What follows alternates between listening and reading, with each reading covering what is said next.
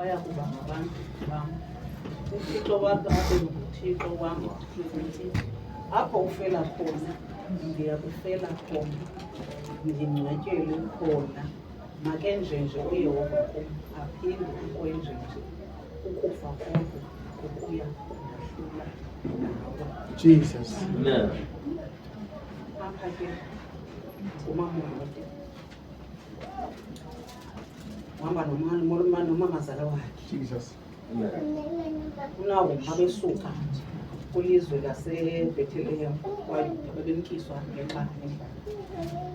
Nomyeni akhe nabantwana bakhe ababini bangabafana babona ukuthi mabaye kwelinye ilizwe bamakwabo.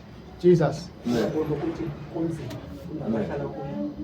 Ekuhambeni kwabo kokufika kuloo lizwe bahlala ekuhlaleni kwabo nomama washwa ngumyeni. Jesus.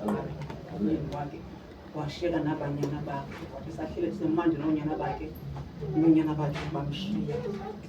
Abanyana bakhe bebanabafazi bobabini. Amen. Abafazi babo omnye ingurudi. Ngoku nawo umthawuva kuthiwa uYehova baphile abantu bakhe kwilizwe wabisuka.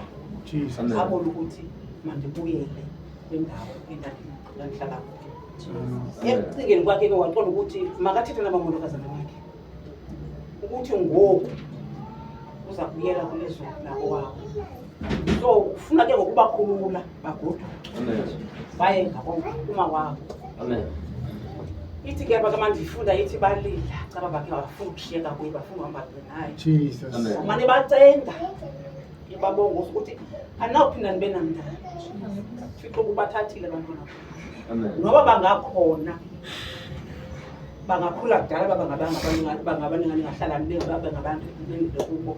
Ngiyacela ngiyanikhulula ngesihle ukuthi bahambe nani nithwale nigoduke. Hallelujah. Abavuma balila kodwa uke wanikezela lo mdala wabona ukuthi makabuyele kaMowabi. Amen. Omnye lo kuthiwa nguRute akazange avume. Jesus. Amen. Kule ndawo isilapha kuya wathi ndakuhamba kunye. Ndibona ke apha njengoba ndima ndifuna uba ingumama onothando. Benothando kumama wakhe. Amen. Ebenothando nasemyeni nakumshiyile ngoba kaloku omnye xa uthe washwa ngumyeni uzawufuna ugoduke. Amen. Uthi akasekho lo mntu bendizibuya apha.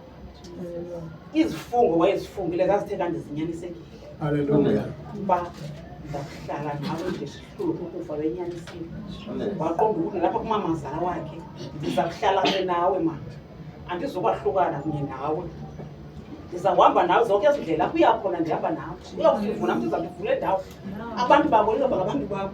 Amen.